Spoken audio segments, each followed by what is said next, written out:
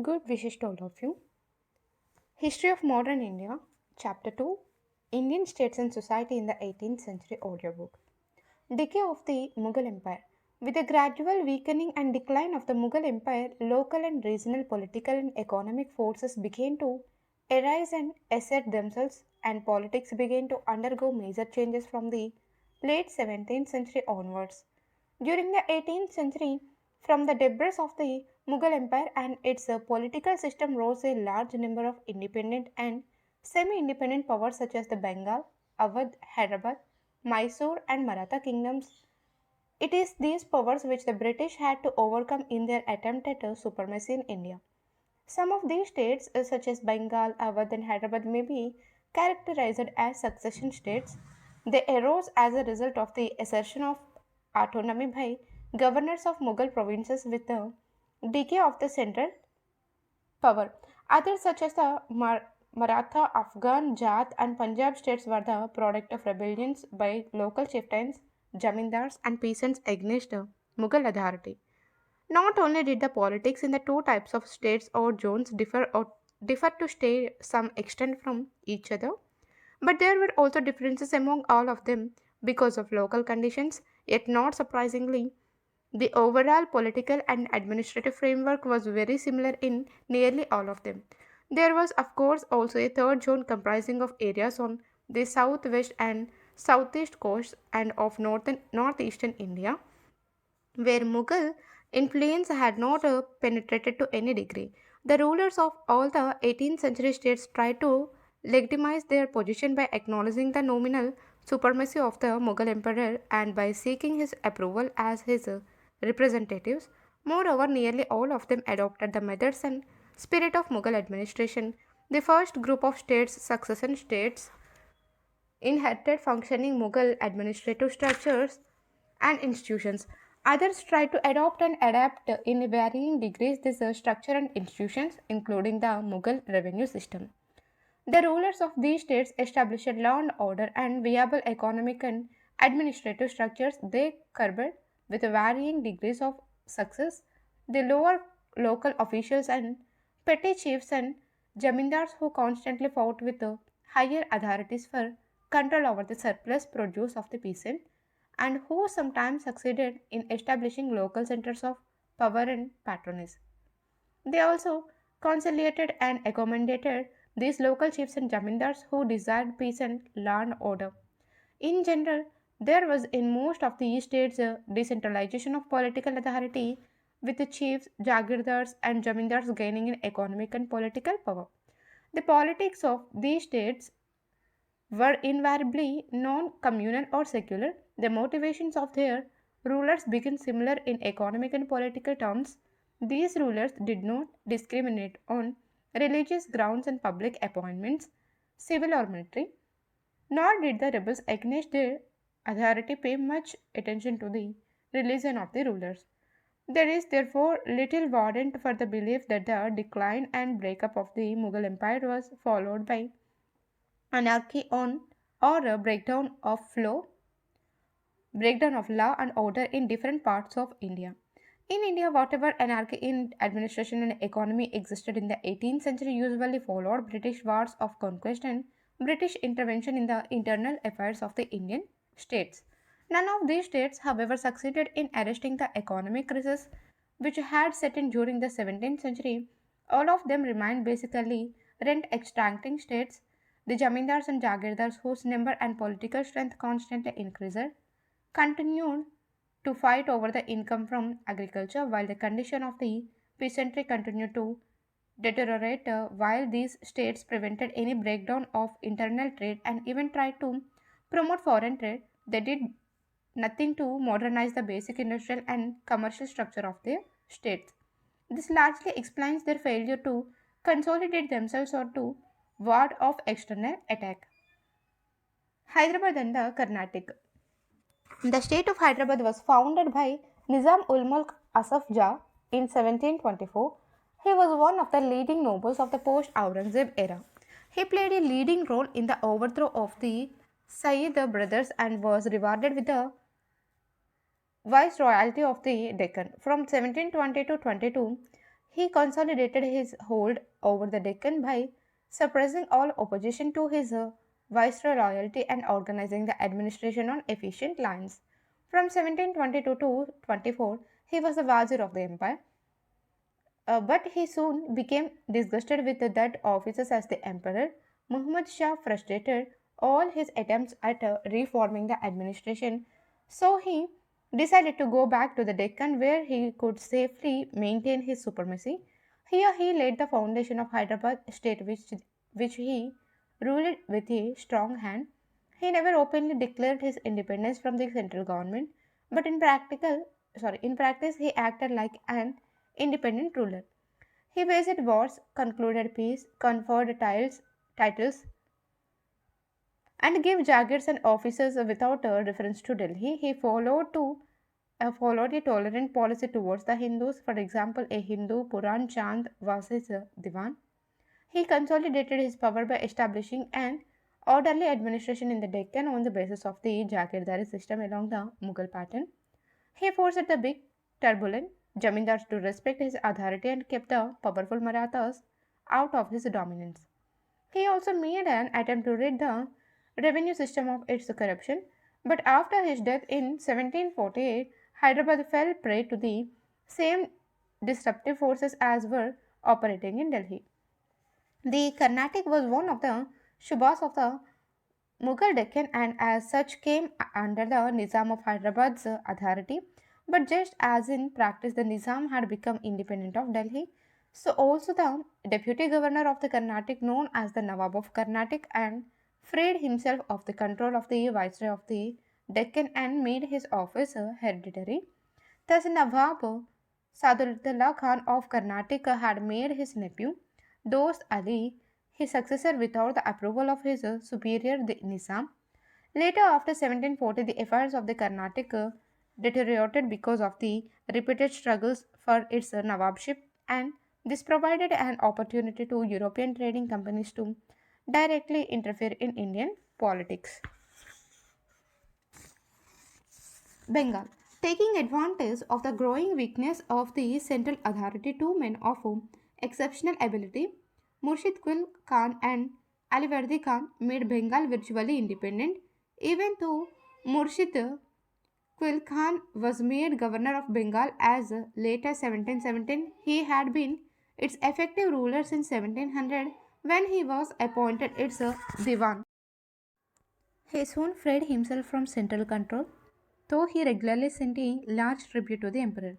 He established peace by freeing Bengal of internal and external danger. Bengal was now also relatively free of major uprisings by Jamindars. The only three major uprisings during this rule were first by Sitaram Rai, Uday Narayan, and Ghulam Muhammad, and then by Sujat Khan, and finally by Nazat Khan. After defeating them, Murshid Quil Khan gave their jamindaris to his favorite Ramjivan. Murshid Quila Khan died in 1727, and his son-in-law Shuja-ud-Din ruled Bengal till 1739. In that year, Alwardi Khan deposed and killed Shuja-ud-Din's son Sarfaraz Khan and made himself the Nawab. Their three Nawabs gave Bengal a long period of peace and orderly administration and promoted its trade and industry. Murshid Qula Khan affected economies in the administration and reorganized the finances of Bengal by transferring large parts of Jagir lands into Kalish lands by carrying out a fresh revenue settlement and by introducing the system of revenue farming. He recruited revenue farmers and officials from local zamindars and merchant bankers. He also granted agricultural loans, takavi, to the poor cultivators to relieve their distress as well as to enable them to pay land revenue in time. He was thus able to increase the resources of the Bengal government, but the system of revenue farming led to increased economic pressure on the zamindars and peasants. Moreover, even though he demanded only the standard revenue and forbade illegal cesses, he collected the revenue from the zamindars and peasants with utmost cruelty. Another result of his reforms was that many of the older zamindars were driven out and their place taken by upstart revenue farmers. Murshid Qila Khan and the succeeding Nawabs gave equal opportunities for employment to Hindus and Muslims. They filled the highest civil posts and many of the military posts with Bengalis, mostly Hindus. In choosing revenue farmers, Murshid Killa Khan gave preference to local jamindars and mahajans, moneylenders who were mainly Hindus. He thus laid the foundations of a new landed aristocracy in Bengal. All three Nawabs recognized that the expansion of trade benefited the people and the government, and therefore encouraged all merchants, Indian and foreign. They provided for the safety of roads and rivers from thieves and robbers by establishing regular thanas and chowkis. They checked private trade by officials. They prevented abuses in the customs administration. At the same time, they made it a point to maintain strict control over foreign trading companies and their servants and prevented them from abusing their privileges. They compelled the servants of the English East India Company to obey the laws of the land and to pay the same customs duties as were being paid by other merchants. Al-Wardi Khan did not permit the English and the French to fortify their factories in Calcutta and Chandler Nagore. The Bengal Nawabs proved, however, to be short sighted and negligent in one respect. They did not firmly put down the increasing tendency of the English East India Company after 1707 to use military force or to threaten its use to get its demand accepted.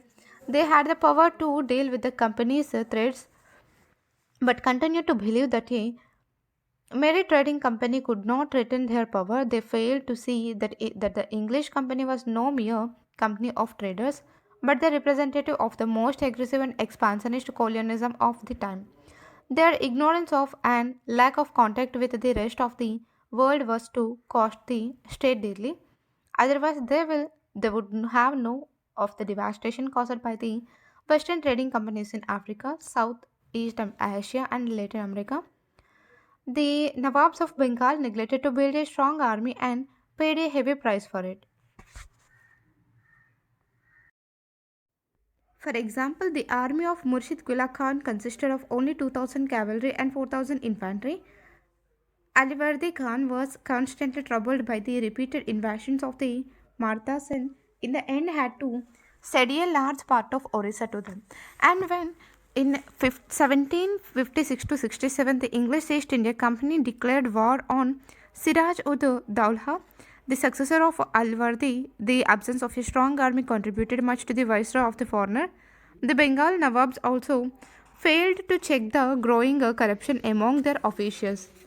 Even judicial officials, the qazis and muftis, were given to taking bribes. The foreign companies took full advantages of this weakness to undermine officials' rules and regulations and policies.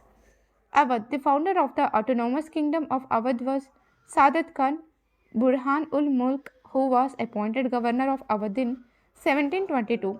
He was an extremely bold, energetic, iron willed, and intelligent person. At the time of his appointment, many rebellious jamindars had raised their heads everywhere in the province. They refused to pay the land tax, organized their own private armies, erected forts, and defied the imperial government. For years. Sadat Khan had to wage war upon them. He succeeded in suppressing lawlessness and disciplining the big jamindars and thus increasing the financial resources of his government. He won over the chieftains and jamindars through various concessions. Moreover, most of the defeated jamindars were also not displaced. They were usually confirmed in their estates after they had submitted and agreed to pay their dues land revenue regularly. Sadat Khan also carried out a fresh revenue settlement in 1723. He is said to have improved the lot of the peasants by levying equitable land revenue and by protecting him from oppression by the big jamindars. Like the Bengal Nawabs, he too did not discriminate between Hindus and Muslims. Many of his commanders and high officials were Hindus, and he curbed refractory jamindars, chiefs, and nobles. Irrespective of their religion, his troops were well paid, well armed, and well trained. His administration was efficient. He too continued the Jagir system before his death in 1739. He had become virtually independent and had made the province a hereditary possession.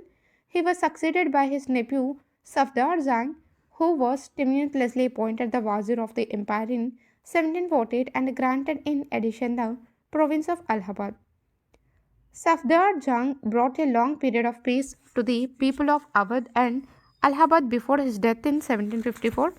He suppressed rebellious zamindars, won over others, and made an alliance with the Maratha Sardars so that his dominion was saved for their incursions. He was able to win the loyalty of Rajput chieftains, Shaikhajadas. He carried on warfare against the Rohillas and the Bangash Pathans. In his war against the Bangash Pathans in 1750 to 51, he secured Maratha military help by paying a daily allowance of Rs 25,000 and Jat support by paying Rs 15,000 a day. Later, he entered into an agreement with the Peshwa by which the Peshwa was to help the Mughal Empire against Ahmad Shah Abdali and to protect it from such internal rebels as the Indian Pathans and the Rajput Rajas. In return, the Peshwa was to be paid Rs 50 lakh granted the south of the Punjab, Sindh, and several districts of northern India and made the governor of Ajmer and Agra. The agreement failed, however, as the Peshwa went over to Safdar Jang's enemies at Delhi, who promised him the governorship of Awadh and Allahabad. Safdar Jang also organized an equitable system of justice. He too adopted a policy of impartiality in the employment of Hindus and Muslims. The highest post in the government was held by a Hindu Maharaj Nawab Rai. The prolonged period of peace and of economic prosperity of the nobles under the government of the Nawabs resulted in time in the growth of a distinct Lucknow culture around the Awadh court. Lucknow, for long an important city of Awadh and the seat of the Awadh Nawabs after 1775, soon reviled Delhi in its patronage of the arts and literature. It also developed as an important center of handicrafts, crafts, and culture, also perlocated to towns under the patronage of local chieftains and jamindars. Safdar Jang maintained a very high standard of personal morality. All his life he was devoted to his only wife. As a matter of fact, all the founders of the three autonomous kingdoms of Hyderabad, Bengal, and Awadh, namely Nizam ul Mulk, Murshid Kila Khan, and Alivardi Khan, and Sadat Khan, and Safdar Jang, were men of high personal morality. Nearly all of them led austere and simple lives. Their lives give light to the belief that all the leading nobles of the 18th century led extravagant and luxurious lives. It was only in their public and political dealings that they resorted to fraud, intrigue, and treachery. Mysore. Next to Hyderabad, the most important power that emerged in South India was Mysore under Hyder Ali. The kingdom of Mysore had preserved its precarious independence ever since the end of the Vijayanagara Empire and had been only nominally a part of the Mughal Empire early in the 18th century. Two ministers, Nanjaraj the Sarvadhikari and Devaraj the Dulvai, had seized power in Mysore, reducing the king, Chikka Krishnaraj, to a merry puppet. Hyder Ali, born in 1721 in an obscure family, started his career as a petty officer in the Mysore army. Though uneducated, he possessed a keen intellect and was a man of great energy, daring, and determination. He was also a brilliant commander and a shrewd diplomat. Hyder Ali soon found his opportunity in the wars which involved Mysore for more than 20 years. Cleverly using the opportunities that came his way, he gradually rose in the Mysore army. He soon recognized the advantages of Western military training and applied it to the troops under his own command. He established a modern arsenal in Dindigul in 1755 with the help of French experts. In 1761, he overthrew Nanjaraj and established his authority over the Mysore state. He extended full control over the rebellious polygarchs, warrior chieftains, and jamindars and conquered the territories of Bidnur, Sunda, Sera, Canara, and Malabar. A major reason for his occupation of Malabar was the desire for access to the Indian Ocean. Though illiterate, he was an efficient administrator. He was responsible for introducing the Mughal administrative and revenue system in his dominance. He took over Mysore when it was a weak and divided state and soon made it one of the leading Indian powers. He practiced religious tolerance and his first Diwan and many other officials were Hindus. Almost from the beginning of the establishment of his power, he was engaged in wars with the Maratha Sardars, the Nizam, and the British. In 1769, he repeatedly defeated the British forces and reached the walls of Madras. He died in 1782 in the course of the Second Anglo-Mysore War and was succeeded by his son Tipu. Sultan Tipu, who ruled Mysore till his death at the hands of the British in 1799, was a man of complex character. He was, for one, an innovator. His desire to change with the times was symbolized in the introduction of a new calendar, a new system of coinage, and new scales of weights and measures. His personal library contained books on such diverse subjects as religion, history, military science, medicine, and mathematics. He showed a keen interest in the French Revolution. He planted a tree of liberty at Srirangapatnam and he became a member of a Jacobin club. His organizational capacity is borne out by the fact that in those days of general indiscipline among Indian armies, his troops remained disciplined and loyal to him to the last. He tried to do away with the custom of giving jackets and thus increase state income. He also made an attempt to reduce the hereditary positions of the polygarchs and to eliminate the intermediaries between the state and the cultivator. However, his land revenue was as high as that of other contemporary rulers. It ranked up to one third of the gross produce, but he checked the collection of illegal cesses and he was liberal in granting remissions. His infantry was armed with muskets and bayonets in the European fashion, which were, however, manufactured in Mysore.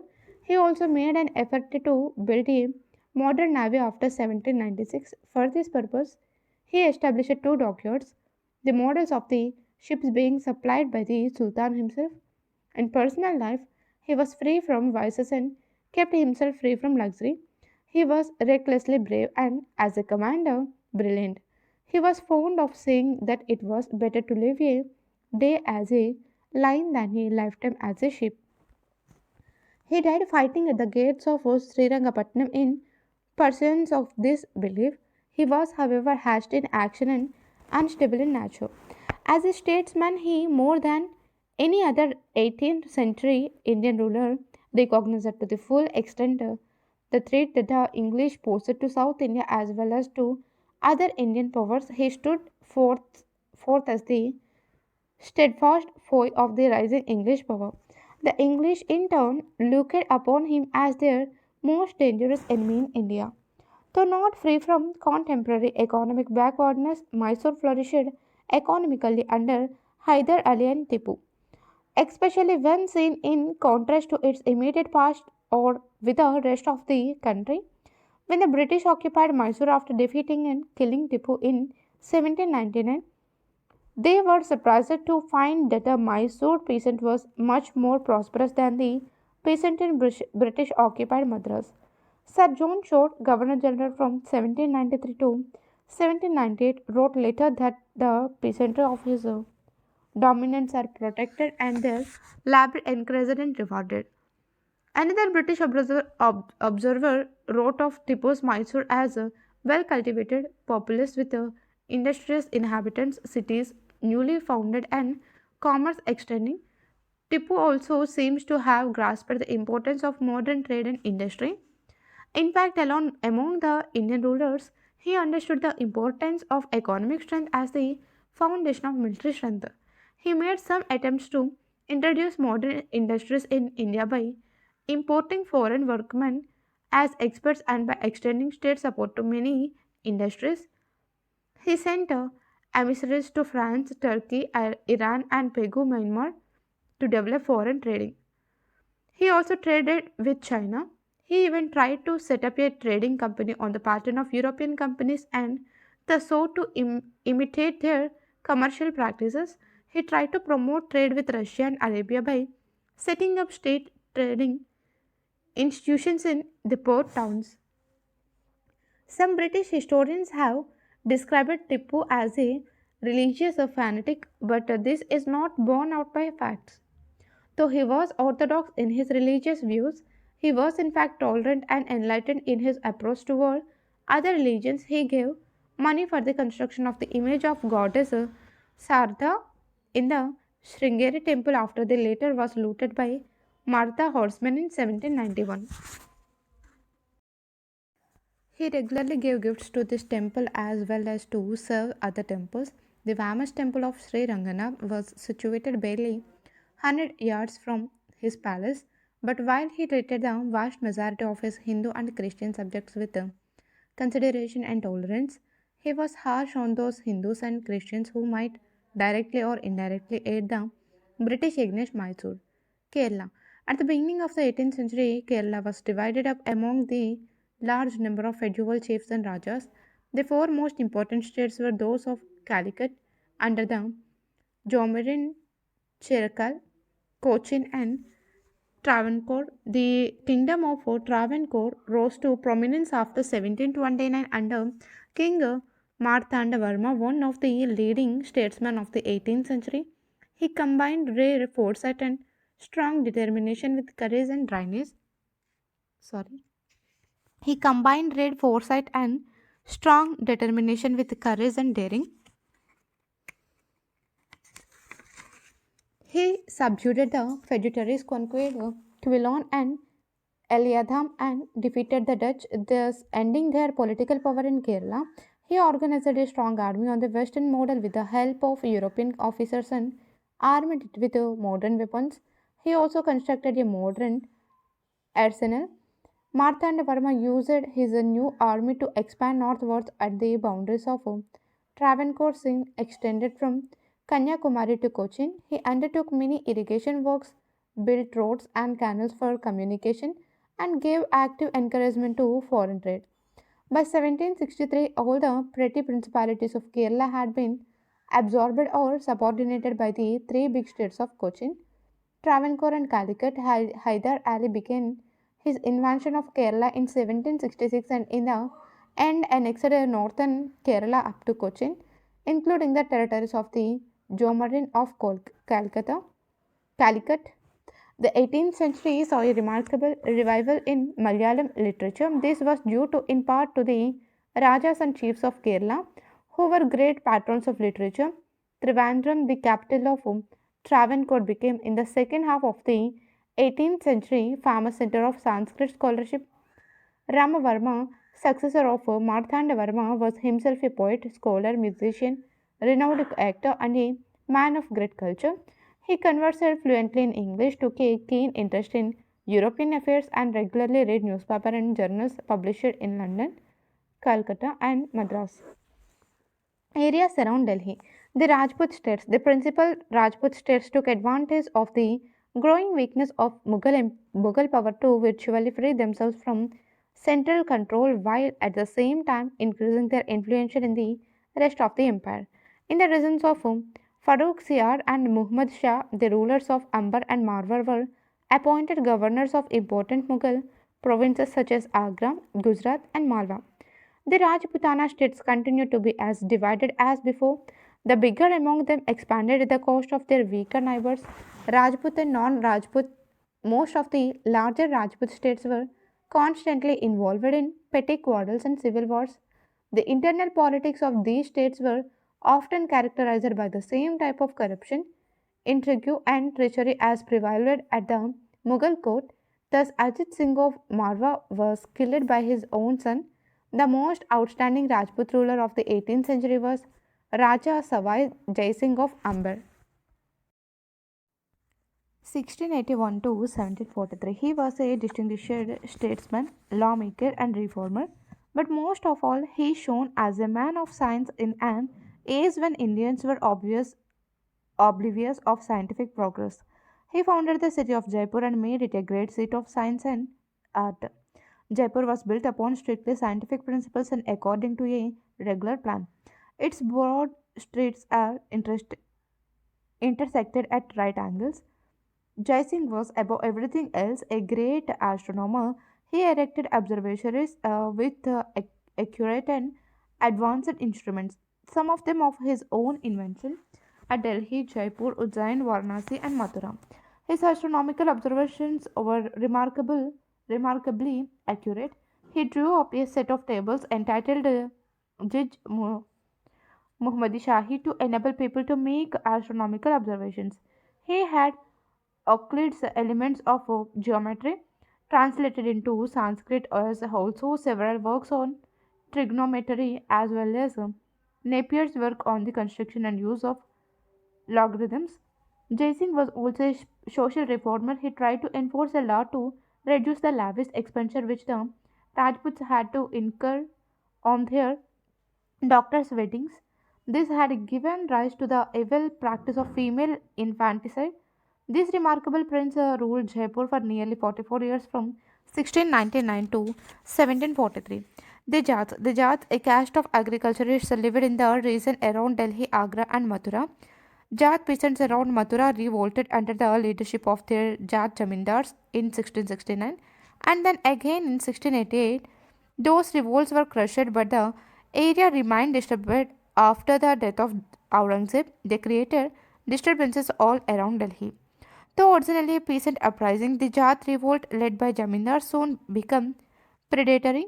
They took active part in the court intrigues at Delhi, often changing sides to suit their own advantage. The Jat state of Bharatpur was set up by Chaurman, Chaurman and Badan Singh. Jat power reached its highest glory under Suraj Mal, who ruled from 1756 to 1763 and who was an extremely able administrator and soldier and a very wise statesman. He extended his authority over a large area which extended from the Ganga in the east to the Chambal in the south, the Suba of Agra in the west to the Suba of Delhi in the north. His state included, among others, the districts of Agra, Mathura, Meerut, and Aligarh. He tried to lay the foundations of an enduring state by adopting the Mughal revenue system. A contemporary historian has described him as follows.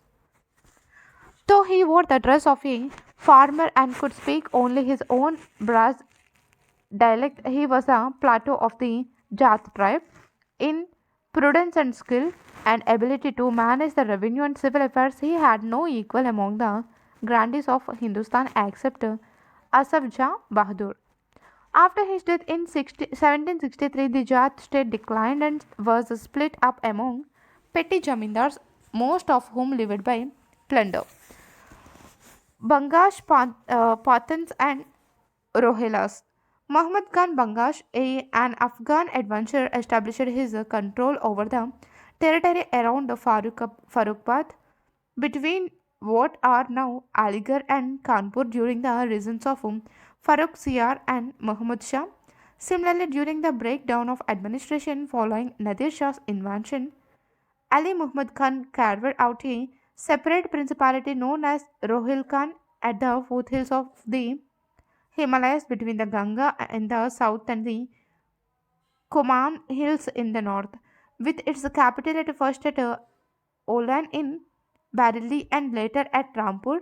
The Rohilas clashed constantly with Awadh, Delhi, and the Jats.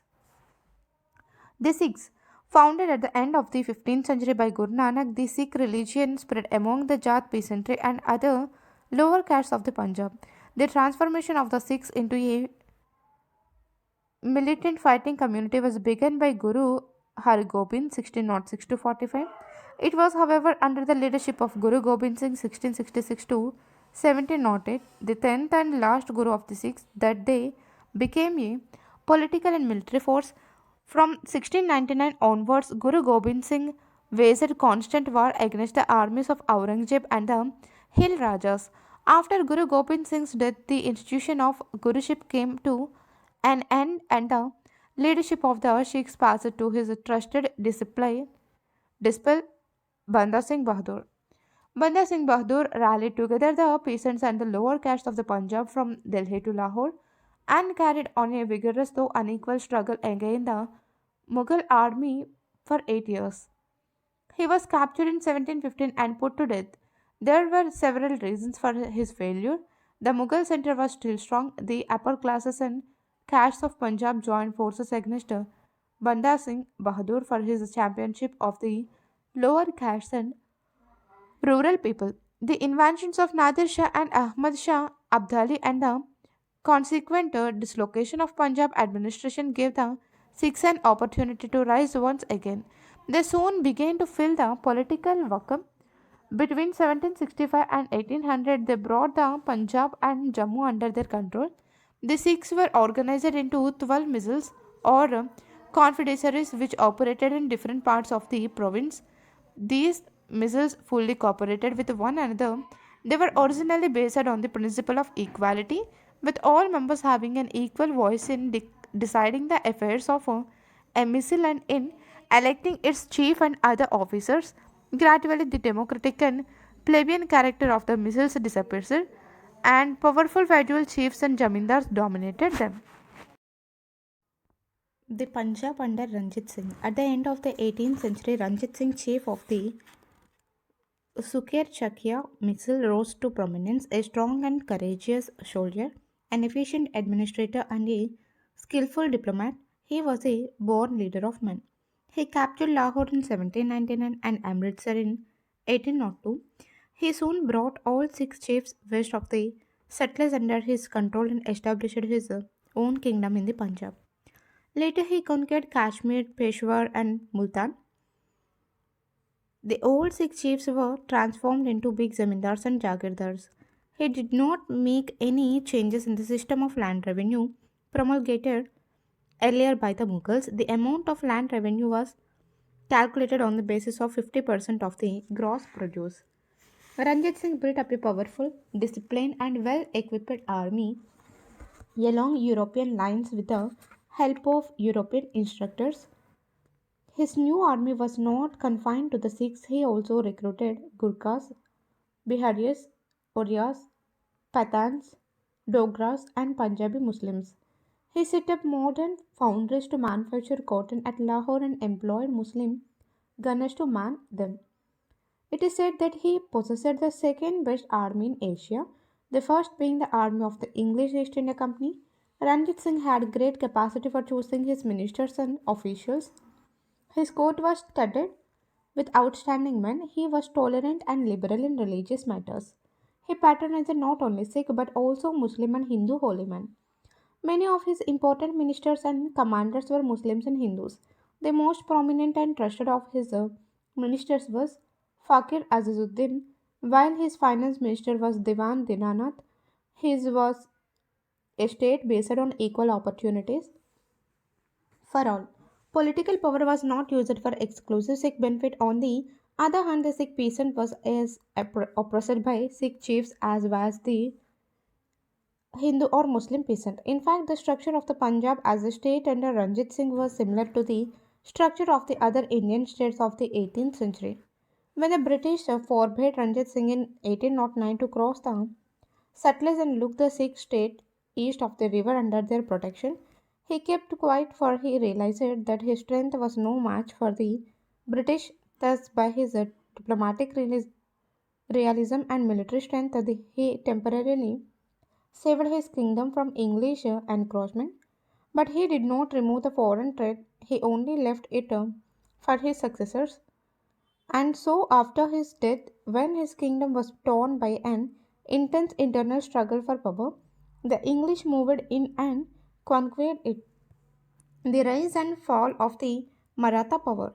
The most important challenge to the decaying Mughal power came from the Maratha kingdom, which was the most powerful of the succession states. In fact, it alone possessed the strength to fill the political vacuum created by the disintegration of the Mughal Empire. Moreover, it produced a number of brilliant commanders and statesmen needed for the task. But the Maratha Sardars lacked unity and they lacked the outlook and program necessary for funding an all India empire, and so they failed to replace the Mughals. They did, however, succeed in waging continuous war against the Mughal Empire till they destroyed it. Shahu, the grandson of Shivaji, had been a prisoner of Aurangzeb since 1689. Aurangzeb had treated him and his mother with great dignity, honor, and consideration, paying full attention to their religious caste and other needs, hoping perhaps to arrive at a political agreement with Shahu. Shahu was released in 1707 after Aurangzeb's death. Very soon, a civil war broke out between Shahu at Satara and his aunt Tarabhai at Kolhapur, who had carried out an anti-Mughal struggle since 1700 in the name of her son, Shivaji too. After the death of her husband Rajaram, Maratha Sardars, each of whom had a large following of soldiers loyal to himself alone, began to side with one or the other contender for power. They used this opportunity to increase their power and influence by bargaining with the two contenders for power. Several of them even intrigued with the Mughal viceroys of the Deccan. Arising from the conflict between Shahu and his rival at Kolhapur, a new system of Maratha government was evolved under the leadership of Balaji Vishwanath, the Peshwa of King Shahu. With this change began the second period, the period of Peshwa domination in Maratha history, in which the Maratha state was transformed into an empire. Balaji Vishwanath, a Brahmin, started life as a petty revenue official and then rose step by step. He rendered Shahu loyal and useful service in suppressing his enemies. He excelled in diplomacy and won over many of the big Maratha Sardars to Shahu's cause. In 1713, Shahu made him his Peshwa or the Mukh Pradhan, chief minister. Balaji Vishwanath gradually consolidated Shahu's hold and his own over the Maratha Sardars and over most of Maharashtra except for the region south of Kolhapur where Raja Ram's descendants ruled. The Peshwa concentrated power in his office and eclipsed the other ministers and Sardars. In fact, he and his son Bajirao I made the Peshwa the functional head of the Maratha Empire. Balaji Vishwanath took full advantage of the internal conflicts of the Mughal officials to increase Maratha power. He had induced Zulfikar Zulfikar Khan to grant the Chauth and Sardesh Mukhi of the Deccan. In the end, he signed a pact with the Sayyid brothers. All the territories that had earlier formed Shivaji's kingdom were restored to Shahu, who was also assigned the Chauth and Sardesh Mukhi of the six provinces of the Deccan. In return, Shahu, who had already recognized, though nominally, Mughal sovereignty, agreed to place a body of 15,000 cavalry at the emperor's service to prevent rebellion and plundering in the Deccan and to pay an annual tribute of 10 lakhs of rupees. He also walked barefoot and paid obeisance at the tomb of Aurangzeb at Kuldabad in 1714. In 1719, Balaji Vishwanath, at the head of a Maratha force, accompanied Sayyid Hussain Ali Khan to Delhi and helped the Sayyid brothers in overthrowing Farooq Seer. At Delhi, he and the other Maratha Sardars witnessed at first hand the weakness of the empire and were filled with the ambition of expansion in the north. For the efficient collection of the Chauth and Sardesh Mukhi of the Deccan, Balaji Vishwanath assigned separate areas to Maratha Sardars who kept a greater part of the collection for their expenses. The system of assignment of the Chauth and Sardesh Mukhi also enabled the Peshwa to increase his personal power through patronage. An increasing number of ambitious Sardars began to flock around him. In the long run, this was to be a major source of weakness of the Maratha Empire.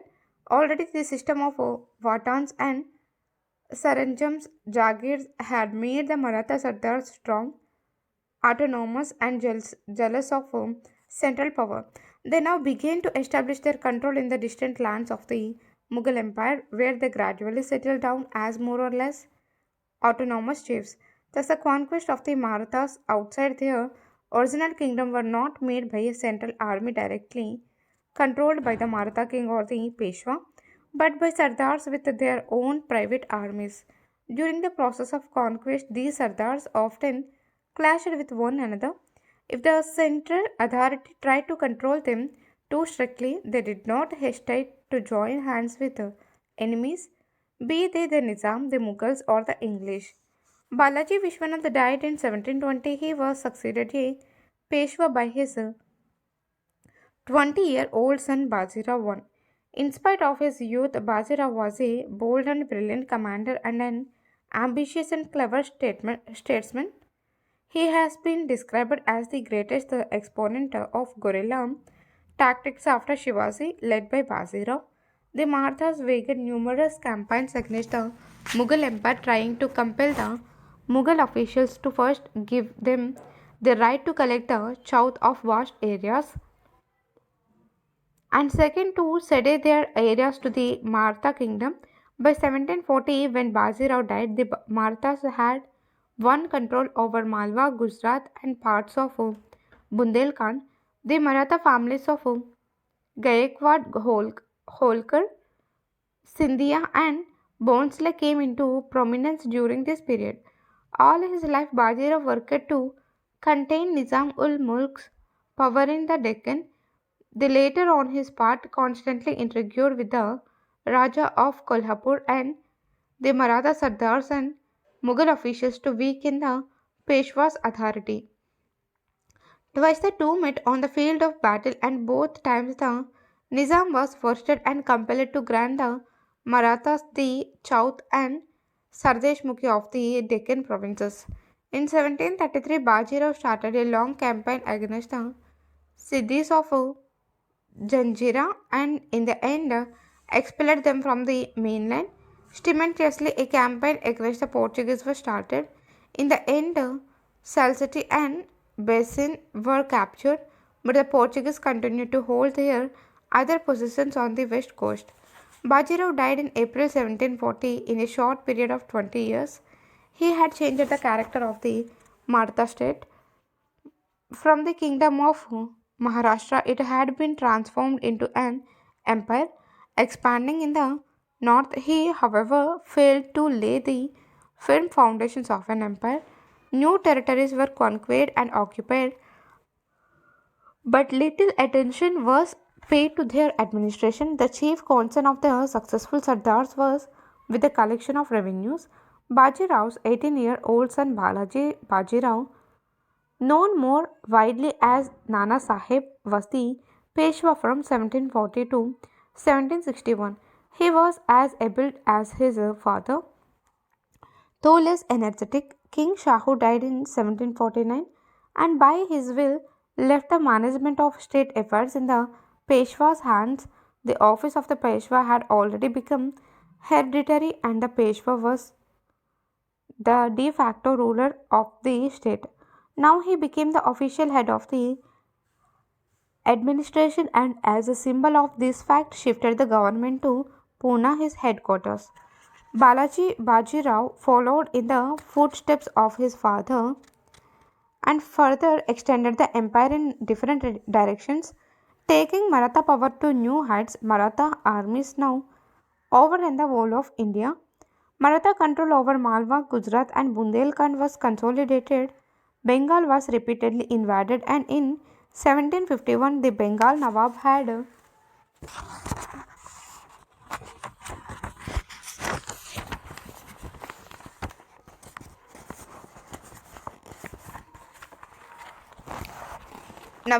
to cede Orissa. In the south, the state of Mysore and other minor principalities were found forced to pay tribute. In 1760, the Nizam of Hyderabad was defeated at Udaygiri and compelled to cede vast territories, yielding an annual revenue of Rs 62 lakh. In the north, the Marathas soon became the power behind the Mughal throne, marching through the Gangetic Doab and Rajputana. They reached Delhi, where in 1752 they helped Imad ul Mulk to become the Wazir. The new wazir soon became a puppet in their hands from Delhi. They turned to the Punjab and soon brought it under control of after expelling the agent of Ahmad Shah Abdali. This brought them into conflict with the doughty warrior king of Afghanistan, who once again marched into India to settle accounts with the Maratha power. A major conflict for mystery over North India now began. Ahmad Shah Abdali soon formed an alliance with Nazim ud Dawlah of Rohilkhan and Suja ud Dawlah of Awadh, both of whom had suffered at the hands of the Maratha Sardars. Recognizing the great importance of the coming struggle, the Peshwa dispatched a powerful army to the north under the nominal command of his minor son.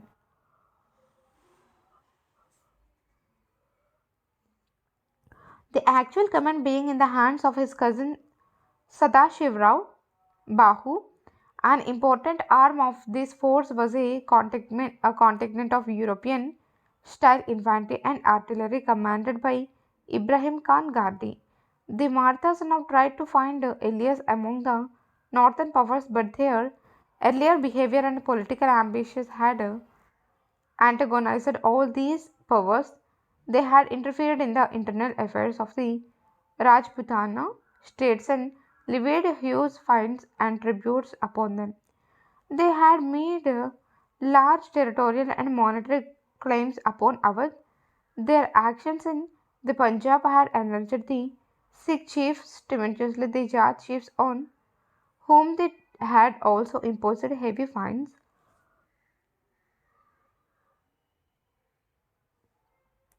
did not trust them. They had therefore to fight their enemies all alone, except for the weak support of Imad ul Mulk. Moreover, the senior Maratha commanders constantly bickered with one another.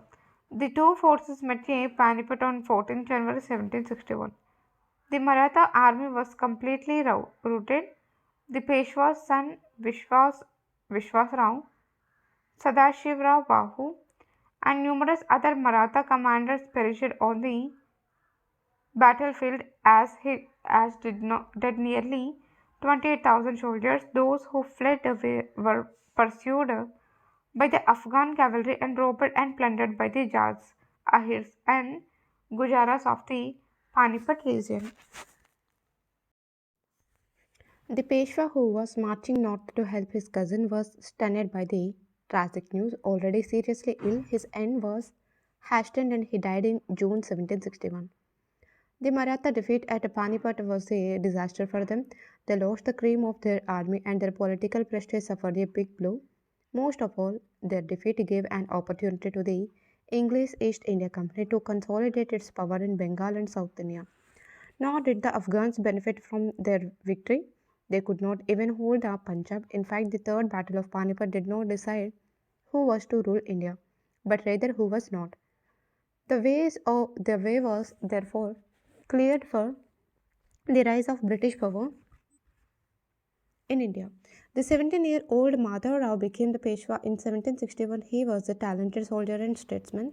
Within a short period of 11 years, he restored the lost fortunes of the Maratha Empire. He defeated the Nizam, compelled Hyder Ali of Mysore to pay tribute, and reasserted a control over northern India by defeating the Rohillas and subjugating the Rajput states and Jat chiefs. In 1771, the Marathas brought back Emperor Shah Alam to Delhi, who now became their pensioner.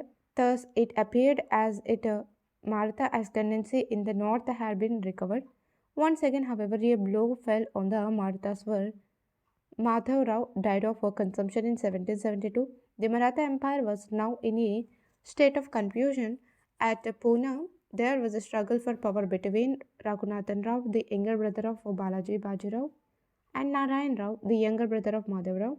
Narayan Rao was killed in 1773. He was succeeded by his posthumous son, Savai Madhav Rao. Out of frustration, Raghunathan Rao went over to the British and tried to capture power with their help. This resulted in the First Anglo-Maratha War. The Peshwa's power was now on the wane, At Pune, there was a constant intrigue between the supporters of Savai Madhavrao, headed by Nana pa- Padnis, and the partisans of Raghunathan Rao. In the meantime, the big Maratha Sardars had been carving out semi independent states in the north, which could seldom cooperate. Gaekwad at Baroda, Bhonsle at Nagpur, Hokra at Indore, and Sindhya at Gwalior were the most important. They had established regular administration on the pattern of Mughal administration and possessed their separate armies. Their allegiance to the Peshwas became more and more nominal. Instead, they joined opposing factions at Pune and interviewed with the enemies of the Maratha Empire. Among the Maratha rulers in the north, Mahaji Sindhya was the most important. He organized a powerful European style army comprising equally of Hindu and Muslim soldiers with the help of French and Portuguese officers and gunners. He established his own ordnance factories near Agra. He also established control over Emperor Shah Alam in 1784. From the emperor, he secured the appointment of the Peshwa as the emperor's deputy, Naib on the condition that Mahaji would act on behalf of the Peshwa, but he spent his energies intriguing against Padnis. He was also a bitter enemy of Holkar of Indore. He died in 1794. He and Nana Padnis, who died in 1800, were the last of the great soldiers and statesmen who had risen Maratha power to its height in the 18th century. Savai Madhavrao died in 1795 and was succeeded by Baji Rao II, son of Raghunathan Rao. The British had by now decided to put an end to the Maratha challenge to their supremacy in India.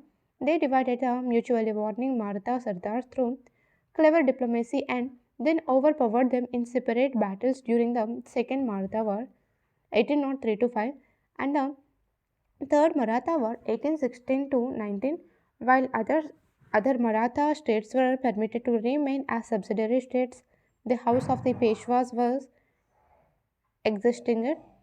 Thus, the Maratha dream of controlling the Mughal Empire and establishing their own empire over large parts of the country could not be realized. This was basically because the Maratha Empire represented the same decadent social order as the Mughal Empire and suffered from the same underlying weaknesses.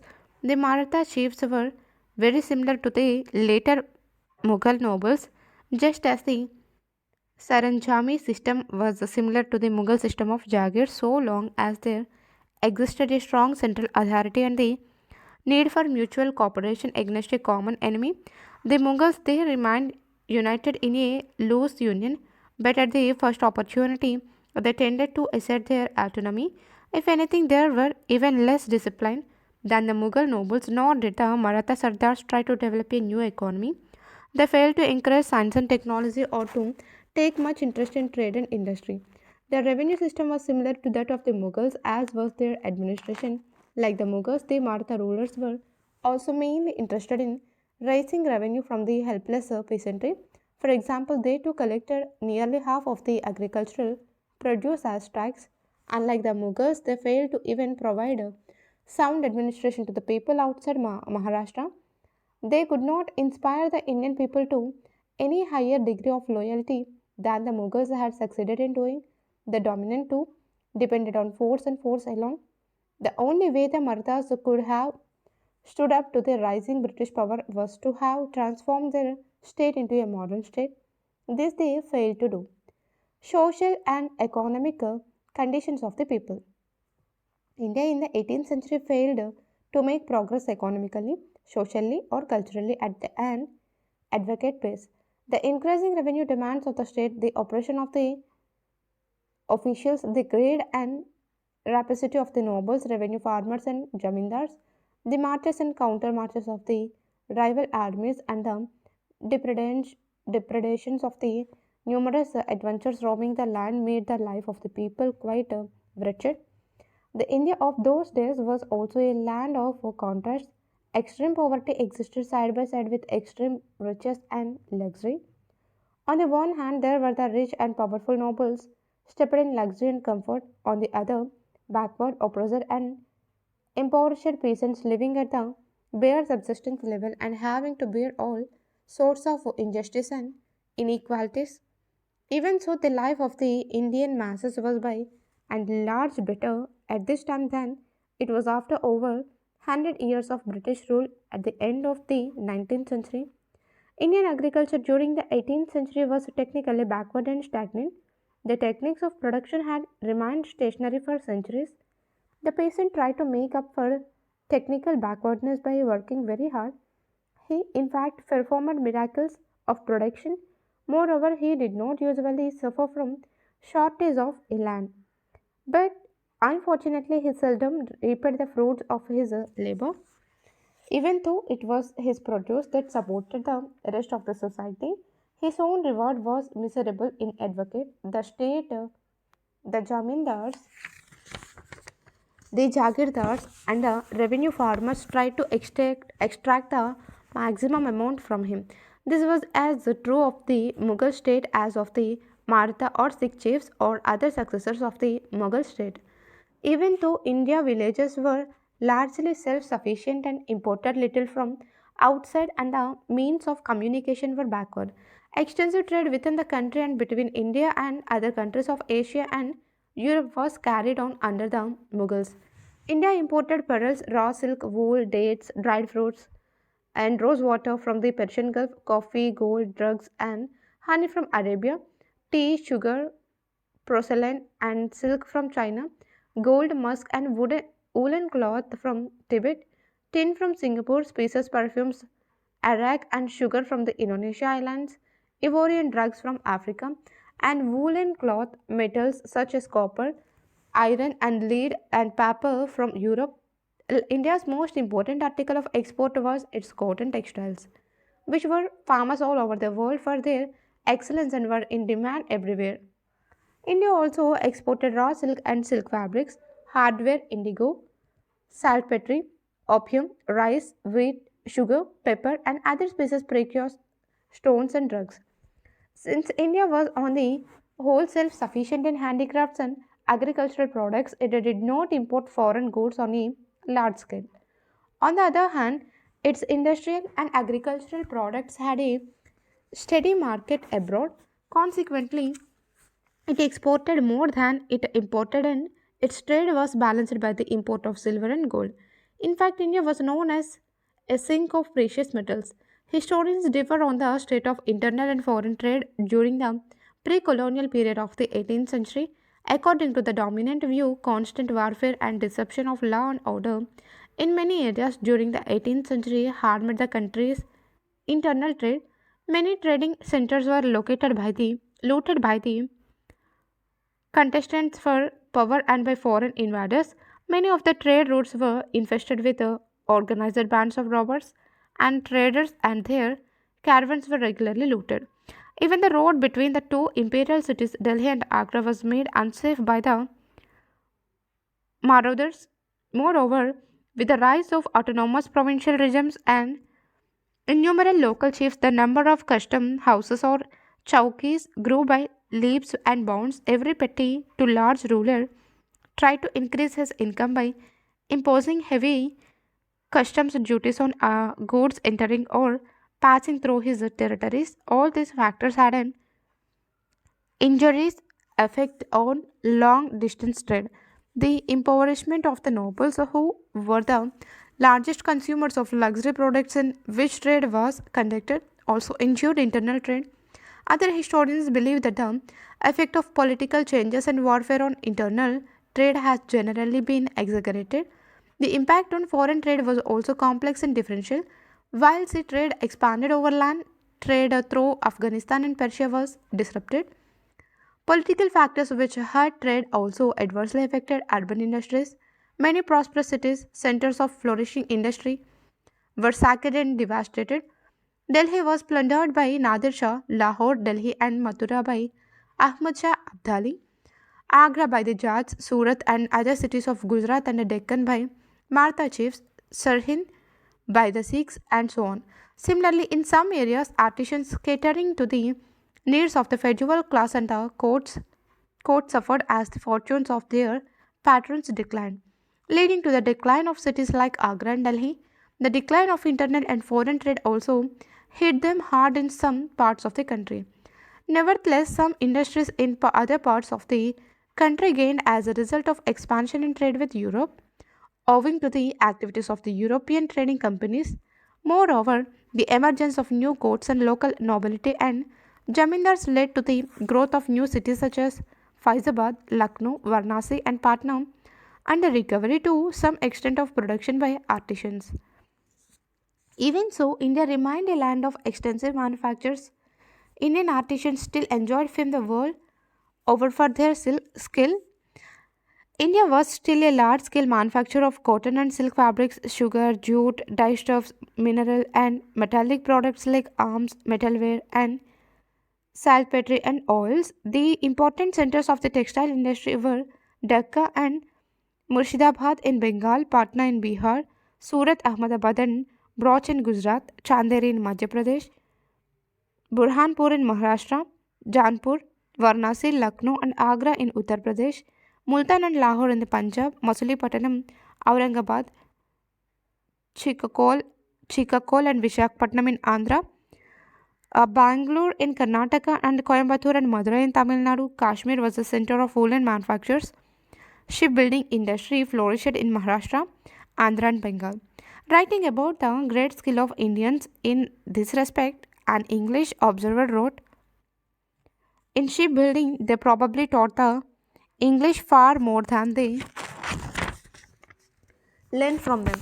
The European companies brought many Indian made ships for their use. In fact, at the dawn of the 18th century, India was one of the main centers of world trade and industry. Peter the Great of Russia was led to exclaim, bear in mind that the commerce of India is the commerce of the world, and he who can exclusively command it is the dictator of Europe. Once again, historians disagree whether there was overall economic decline as a result of the decay of the Mughal Empire and the rise of a large number of autonomous states, or whether trade and agricultural and handicraft production continued to grow in some parts of India while they were disrupted and declined in others, with overall trade and production are not suffering any sharp decline. But in fact, the question is not of some progress here and some decline there, but of basic economic stagnation. While the Indian economy was quite resilient and there was a certain continuity in economic life, there was no greater effervescence or buoyancy in economic activities in the 18th century than what was there in the 17th century. On the other hand, there was a definitely declining trend. At the same time, it is true that there was less economic distress or decline in agricultural and handicraft production in the Indian states of the 18th century than was to result from the impact of British colonialism in the 18th and 19th centuries. Education. Education was not completely neglected in 18th century India, but it was on the whole defective. It was traditional and out of touch with the rapid developments in the West. The knowledge which it imparted was confined to literature, law, religion, philosophy, and logic, and excluded the study of physical and natural sciences, technology, and geography. Nor did it concern itself with a factual and rational study of society. In all fields, original thoughts was discouraged and reliance placed on ancient learning. The centers of higher education were spread all over the country and were usually financed by Nawabs, Rajas, and rich jamindars. Among the Hindus, higher education was based on Sanskrit learning and was mostly confined to Brahmins. Persian education, being based on the official language of the time, was equally popular among both Hindus and Muslims. Elementary education was quite widespread. Among the Hindus, it was imparted through town and village schools, while it was imparted among the Muslims through the Maulvis in maktabs situated in mosques. In these schools, the young students were taught reading, writing, and arithmetic. Though elementary education was mostly confined to the higher castes like Brahmins, Rajputs, and Vaishyas, many persons from the lower castes also often received it. Interestingly enough, the average literacy was not less than what it was under the British later. Warren Hastings even wrote in 1813 that Indians had in general superior endowments in reading, writing, and arithmetic than the common people of any nation in Europe. Though the standard of primary education was inadequate by modern standards, it sufficed for the limited purposes of those days. A very pleasant aspect of education then was that the teachers enjoyed high prestige in the community. A bad feature of it was that girls were seldom given education, though some women of the higher classes were an exception. Social and cultural life. Social life and cultural in the 18th century were marked by stagnation and dependence on the past, despite a certain broad cultural unity that had developed over the centuries. There was no uniformity of culture and social patterns all over the country. Nor did all Hindus and all Muslims form two distinct societies. People were divided by religion, region, tribe, language, and caste. Moreover, the social life and culture of the upper classes, who formed a tiny minority of the total population, was in many respects different from the life and culture of the lower classes. Caste was a central feature of the social life of Hindus apart from the four Varnas. Hindus were divided into numerous caste jatis which differed in their nature from place to place. The caste system rigidly divided people and permanently fixed their place in the social scale. The higher castes, headed by the Brahmins, monopolized all social prestige and privileges. Caste rules were extremely rigid. Intercaste marriages were forbidden. There were restrictions on interdining among members of different castes. In some cases, persons belonging to the higher caste would not take food touched by persons of the lower caste. Caste often determined the choice of a profession, though exceptions occurred on a large scale. For example, Brahmins were involved in trade and government service and held jamindaris. Similarly, many Shudras achieved worldly success and wealth and used them to seek a higher ritual and caste ranking in society. In many parts of the country, caste status had become quite fluid. Caste regulations were strictly enforced by caste councils, panchayats, and caste chiefs through fines, penance, prayashitya, and expulsion from the caste. Caste was a major divisive, divisive force and an element of disintegration in 18th century India. In often split Hindus living in the same village or region into many social atoms, it was of course possible for a person to acquire a higher social status through the acquisition of high office or power, as the Holkar family had done in the 18th century. Sometimes, though not often, an entire caste would succeed in raising itself in the caste hierarchy. Muslims were no less divided by consideration of caste, race, tribe, and status, even though their religion enjoined social equality on them. The Shia and Sunni nobles were sometimes at loggerheads on account of their religious differences. The Irani, Afghan, Turani, and Hindustani Muslim nobles and officials often stood apart from one another. A large number of Hindus who had converted to Islam carried their caste into the new religion and observed its distinctions, though not as rigidly as earlier. Moreover, the Sharif Muslims, consisting of nobles, scholars, priests, and army officers, looked down upon the Azlaf or lower class Muslims in a manner similar to that adopted by the higher caste Hindus towards the lower caste Hindus. The family system in 18th century India was primarily patriarchal, that is, the family was dominated by the senior male member and inheritance was through the male line. In Kerala, however, the family among heirs was matrilineal. Outside Kerala, women were subjected to nearly completed male control. They were accepted to live as mothers and wives only. Though in these roles, they were shown a great deal of respect and honor. Even during war and anarchy, women were seldom molested and were treated with respect. A European traveler, Abbe Dubois, commented at the beginning of the 19th century, a Hindu woman can go anywhere alone, even in the most crowded places, and she need never fear the impertinent in the impertinent looks and jokes of idle lungers. A house inhabited solely by women is a sanctuary which the most shameless libertine would not dream of violating. But the women of the time possessed little individuality of their own. This does not mean that there were no exceptions to this rule. Ahilya Bhai administered Indore with great success from 1766 to 1796. Many other Hindu and Muslim leaders played important roles in 18th century politics.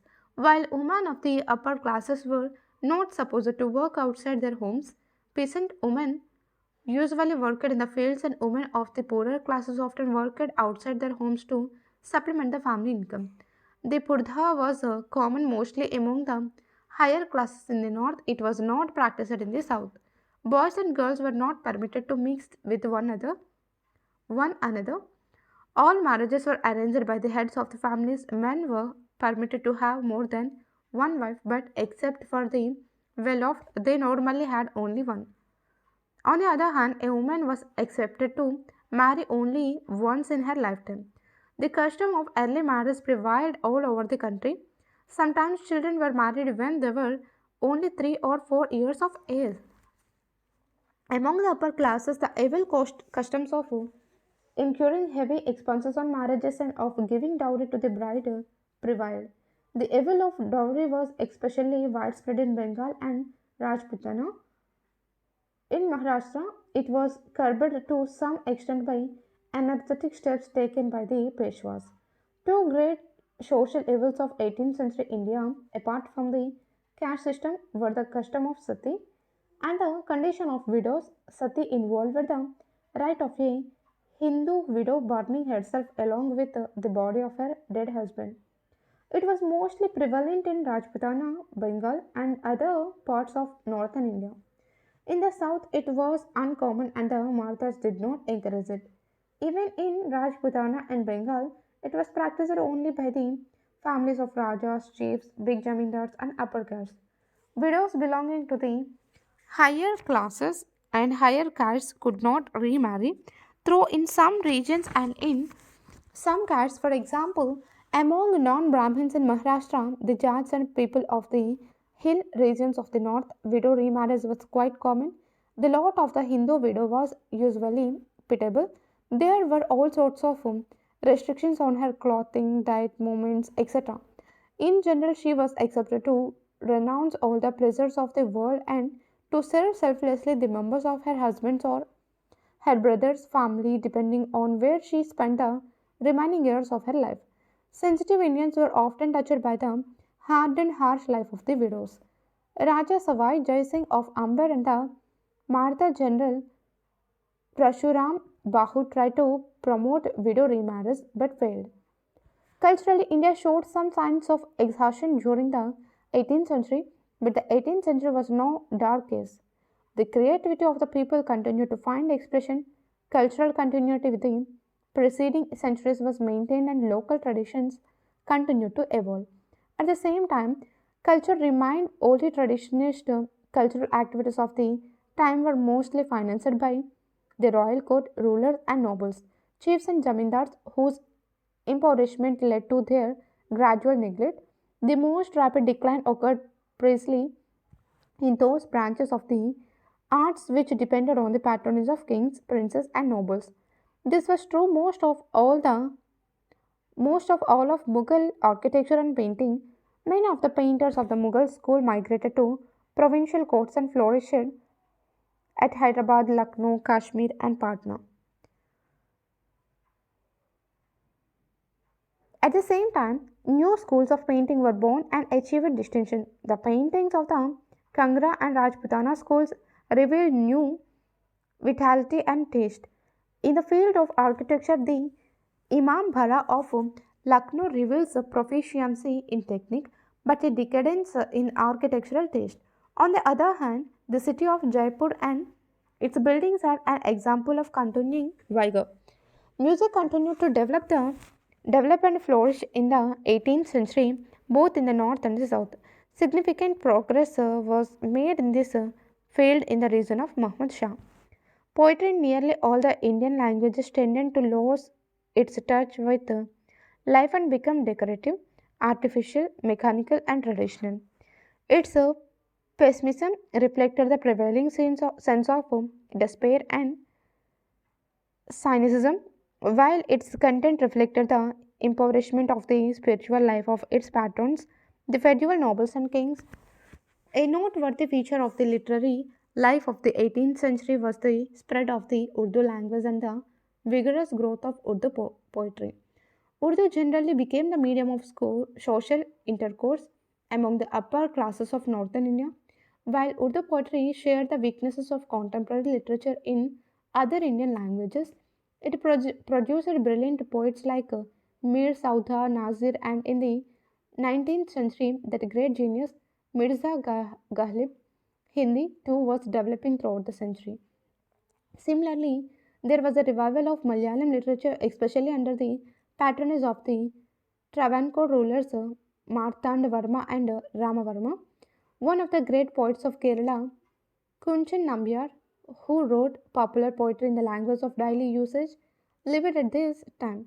18th century Kerala also witnessed the full development of Kathakali literature, drama, and dance. The Padmanabhapuram Palace, with its remarkable architecture and mural paintings, was also constructed in the 18th century. Thayumannavar 1706 to 44 was one of the best exponents of sitar poetry in Tamil. In line with other sitar poets, he protested against the abuses of temple rule and the caste system. Music, poetry, and dance flourished under the patronage of the Tanjore court in the first half of the 18th century. In Assam, literature developed under the patronage of the Ahom kings. Dayaram, one of the great lyricists of Gujarat, wrote during the second half of the 18th century. Here, Ranjha, the famous romantic epic in Punjabi, was composed at this time by Waris Shah. For Sindhi literature, the 18th century was a period of enormous achievement. Shah Abdul Latif composed his famous collection of poems, Risalu, Sachal, and Sami Vardhan, other great Sindhi poets of this century. The main weakness of Indian culture lay in the field of science throughout the 18th century. India remained far behind the West in science and technology. For the last 200 years, Western Europe had been undergoing a scientific and economic revolution that was leading to a spat of inventions and discoveries. The scientific outlook was gradually pervading the Western mind and revolutionizing the philosophical, political, and economic outlook of the Europeans and their institutions. On the other hand, the Indians who had in earlier ages made vital contributions to the fields of mathematics and natural sciences had been neglected the sciences for several centuries. The Indian mind was still tied to tradition. Both the nobles and the common people were superstitious to a high degree. The Indians remained almost wholly ignorant of the scientific, cultural, political, and economic achievements of the West. They failed to respond to the European challenge. The 18th century Indian rulers showed little interest in things Western, except in their weapons of war and techniques of military training. Except Tipu, they were content with the ideological apparatus they had inherited from the Mughals and other 16th and 17th century rulers. There were, of course, some intellectual stirrings. No people or culture can be totally stagnant. Some changes and advances in technology were being made, but their pace was very slow and their scope severely limited. So that, on the whole, they were negligible compared to advances in Western Europe. This weakness in the realm of science was to a large extent responsible for the total subjugation of India by the most advanced country of the time. The struggle for power and wealth, economic decline, social backwardness, and cultural stagnation had a deep and harmful impact on the morals of a section of the Indian people. The nobles, in particular, degenerated in their private and public life. The virtues of loyalty, gratitude, and faithfulness to their pledged world tended to disappear in the single minded pursuit of selfish aims. Many of the nobles fell prey to degrading vices and excessive luxury. Most of them took bribes when in office. Surprisingly enough, the common people were not debased to any marked extent. They continued to exhibit a high degree of personal integrity and morality. For example, the well known British official John Malcolm remarked in 1821, I do not know the example of any great population in similar circumstances preserving through such a period of changes in tyrannical rule so much virtue and so many qualities as are to be found in a great proportion of the inhabitants of this country. In particular, he praised the absence of the common vices of theft, drunkenness, and violence. Similarly, Cranford, another European writer, observed the rulers of morality are most benevolent, and hospitality and charity are not only strongly inculcated, but I believe nowhere more universally practiced than amongst Hindus. Friendly relations between the Hindus and Muslims were a very healthy feature of life in 18th century India. Even though the nobles and chiefs of the time fought one another incessantly, their fights and their alliances were seldom based on distinctions of religion. In other words, their politics were essentially secular. In fact, there was little communal bitterness or religious intolerance in the country. All people, high or low, respected one another's religion, and a spirit of tolerance, even harmony, prevailed. The mutual relations of Hindus and Muslims were those of brothers among brothers. This was particularly true of the common people in the villages and towns who fully shared one another's joys and sorrows, irrespective of religious affiliations. Hindus and Muslims cooperated in non religious spheres such as social life and cultural affairs, the evolution of a composite Hindu Muslim culture, or of common ways and attitudes continued unimpeded.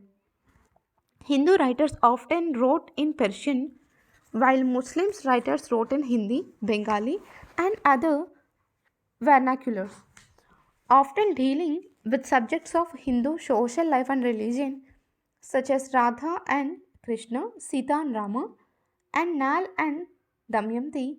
The development of Urdu language and literature provided a new meeting ground between Hindus and Muslims. Even in the religious sphere, the mutual influence and respect that had been developing in the last few centuries as a result of the spread of the Bhakti movement among Hindus and Sufism among Muslims continued to grow. A large number of Hindus worshipped Muslim saints, and many Muslims showed equal veneration for Hindu gods and saints. Many local cults and shrines had both Hindu and Muslim followers. Muslim rulers, nobles, and commoners joyfully joined in Hindu festivals such as Holi, Diwali, and Durga Puja, just as Hindus participated in the Muharram processions, and Hindu officials and jamindars presided at other Muslim festivals. The Marathas supported the shrine of Shaikh Muinuddin Chishti in Ajmer, and the Raja of Tanjore supported the shrine of Shaikh Shahul Hamid of Nagaur. We have already seen how Tipu gave financial support to the Sringeri temple as also to other temples. It is noteworthy that Raja Ramohan Roy, the greatest Indian of the first half of the 19th century, was influenced in an equal measure by the Hindu and Islamic philosophical and religious systems. It may also be noted that religious affiliations was not the main point of departure in cultural and social life.